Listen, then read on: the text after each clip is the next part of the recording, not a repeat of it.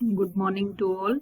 So today we'll start chapter number 11, quality control charts, and we'll try to understand the significance of this, how we construct action limits and warning limits in a control chart, and we'll study three types of control charts under this. One is control chart for defectives, which is also called NP chart, which follows binomial distribution. Second is control chart for defects, which is also called C chart, and it follows Poisson distribution. And third type of chart will be of mean and range values, in which we'll construct two charts, mean chart as well as range chart. Quality control charts.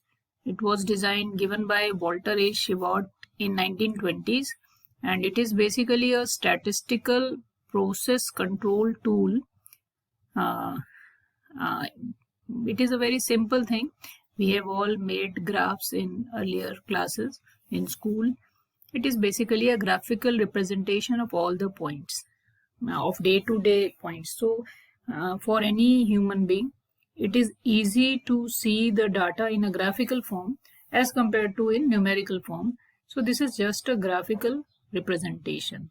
First thing, what we have to do is we are given a mean and a standard deviation, and with the help of these normal distribution constants, which is 3.09 and 1.96, we construct action limits, upper action limit and lower action limit, and warning limits, upper warning limit and lower warning limit, and then we just plot the day-to-day points, and that gives us a visual tool to see that process is in control or process is out of control.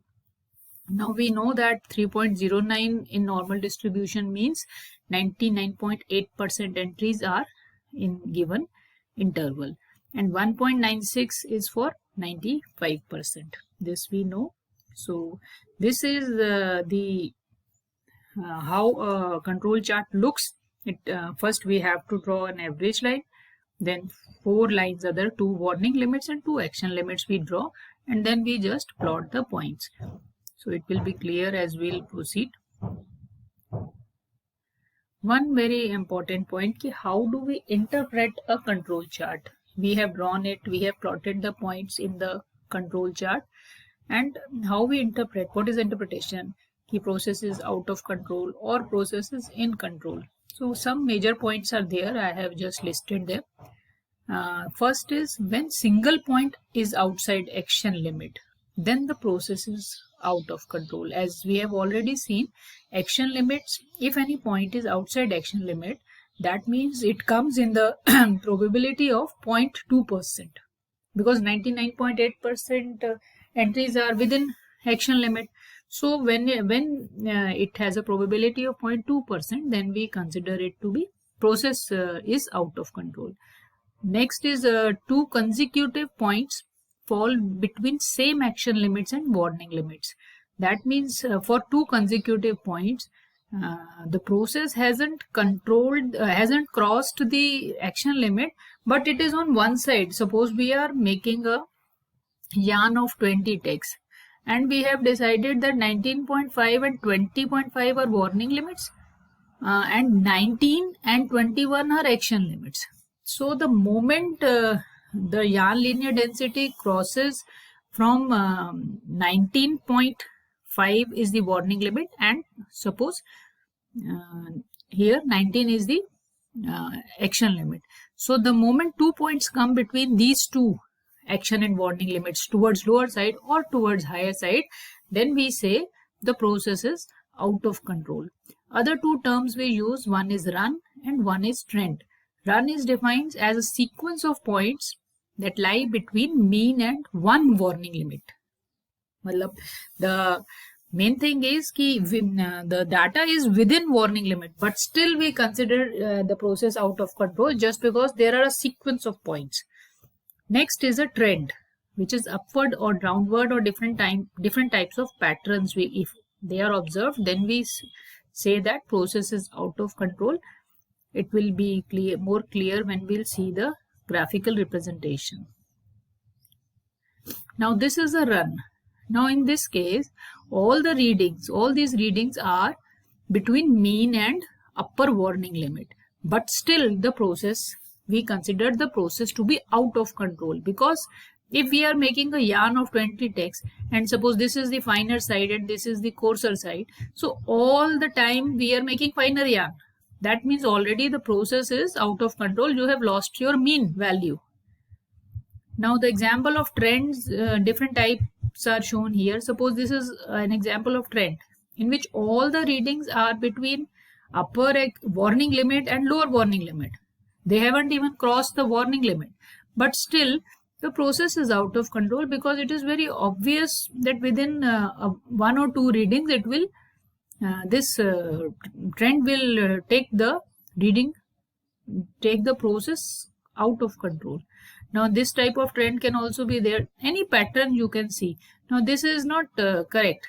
That means in either these are showing different shifts. Suppose you in the morning shift we always spin coarser yarn, and in the evening shift we always spin finer yarn, or in a particular type of operator is there in this shift and a particular type of operator, or maybe differences of some type of machines. So if any trend is observed, it is very easily seen in graphical representation form, and we can try to find out the cause. So this is also a trend, example of trend. In this, basically these 3 consecutive readings, they are in upper trend. So these type of trends can be identified in graphical form easily, and we can try to find the cause of these problems. Now we'll continue the 3 types of control charts. Okay. Now there are many types of control charts, but in our syllabus we'll study these 3 types. One is control chart for defectives, one is control chart for defects, and one is mean and range chart. Control chart for defectives is also called NP chart, and it follows binomial distribution. And in this case, mean, as we all know that in case of binomial distribution, mean is NP, where N is the number of that is sample size, number of samples, and P is the probability of finding a defective success, and Q is 1 minus P, which is 1 minus P, that is probability of failure. And action limits are mean plus minus 3.09 into standard deviation, and warning limits are mean plus minus 1.96 into standard deviation, which is under root NPQ.